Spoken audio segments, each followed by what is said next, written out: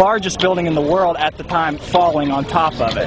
Well, now, so let's talk about that. It's apples and oranges here. Okay. Sure. So there was some damage to Building 7. Absolutely, from Tower 1. And now NIST, do you know what NIST tells us about that damage from Tower 1 to Building 7? They say no significant factor at all. This building collapsed due to normal office fires. Yes, that's what they say. And in fact, the office fires, they say, were fully engulfed in the building, and yet we have no examples of large fires. 8 to 10 fairly small fires is what we have.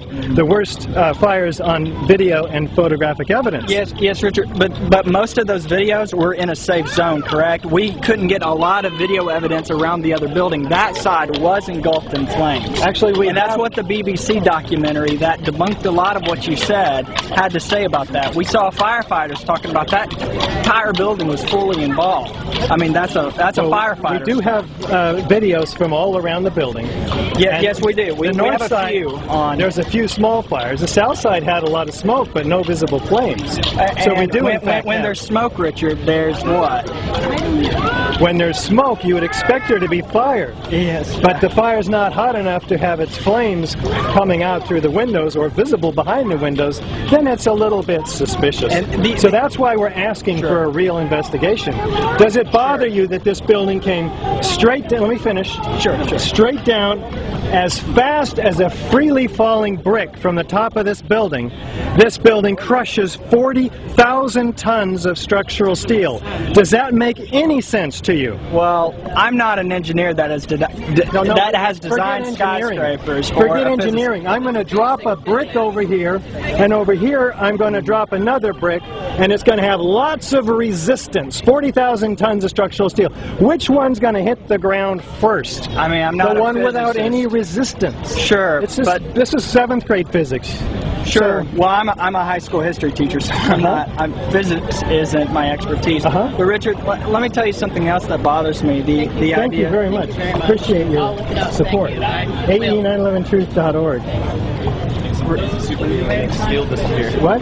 I said it takes crazy superheating to make steel disappear. Well, yeah. And in fact, there's several tons of molten iron found at the base of all 3 of these towers. Right. None of which is in the evidence of NIST or FEMA, and yet it's seen by dozens of first responders. In fact, the World Trade Center structural engineer Leslie Robertson himself.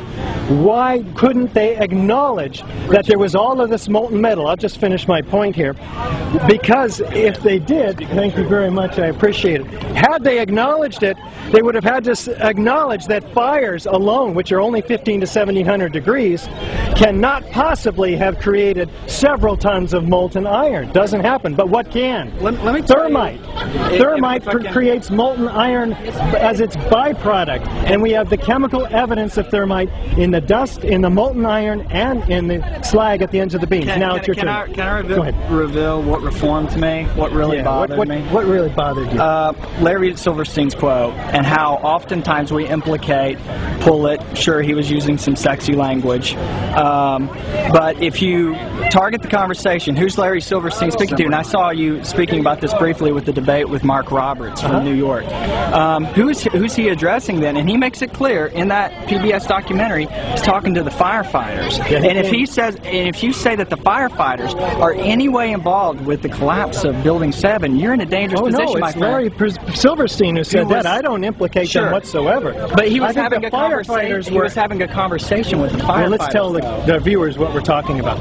Larry Silverstein is having a conversation with the commander, and he says, "There's been such Nigro, was it? I think so. Daniel Nigro? I think so."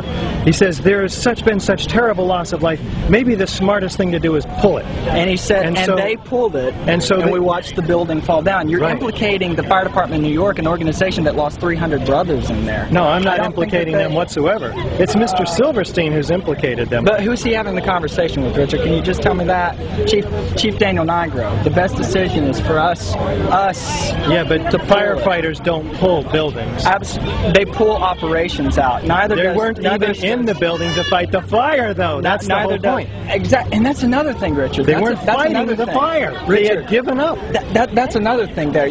So how can you pull them out if if they weren't in the first place. It would be unfair to have the conversation because 9/11 was a day of firsts. I think no matter what side of the coin you come on, we can admit that. 9/11 was a day of first. That's one of the first buildings in history that hadn't been fought by fires because when Tower 1 came down, it severed the lines that brought the sprinklers down. Yeah, no indeed. sprinklers were cut, That's true. except in the bottom floors. I think there were some sprinklers going I on think there. it was the bottom floors that didn't have sprinklers and the But top that floors. building wasn't being fought. I mean, all the other buildings have sprinklers going on everywhere. No, I agree. They're waterfalls. I agree. But fire would have brought the building down, if it brought it down at all, because it never has a high-rise steel But frame we building. can't use that as a But control. it would have brought the building down asymmetrically, Since not this is- straight down through the path of greatest resistance. Let me make one more point. Sure. In order to bring a building straight down, you have to cut all 24 core columns, in this case, within a fraction of a second of each other. Otherwise, the building tips, and it didn't do that.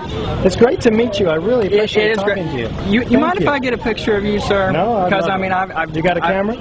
Right. All here. right, let's do it. Okay. And Here we I'm are, by just gonna- coincidence, in yeah. Washington, D.C. I Fellow mean, J-Reffer. it's a. I did J-Ref a little bit. Mind if I I bet you do. shake? And unfortunately, we're going to catch an airplane. Okay. So, what's your name? My name's Kevin. Kevin, On the good to meet on the J-Ref forum, I was the debunking director. The debunking director. Awesome. So unfortunately, we've got to catch an airplane. We're going back to Berkeley today. We've been speaking with the debunking director at the JREF forum in front of the White House. What? It's kind of coincidental that you're all here today. It was very coincidental. We got to have a nice conversation. I wish we could have more, have lunch together. I would love to. But we're going to have to catch this plane, and thank you. It's great to meet you, too. Likewise. Okay. Careful there, Richard. Thank you. All right. Thank you. You too, Kevin. So we'll catch the airplane, and we'll keep going. Thank you. Bye-bye. I'm from Sydney, Australia, and I think it's all a cover-up, and I think it was all planned, and I think we should find the truth eventually, hopefully.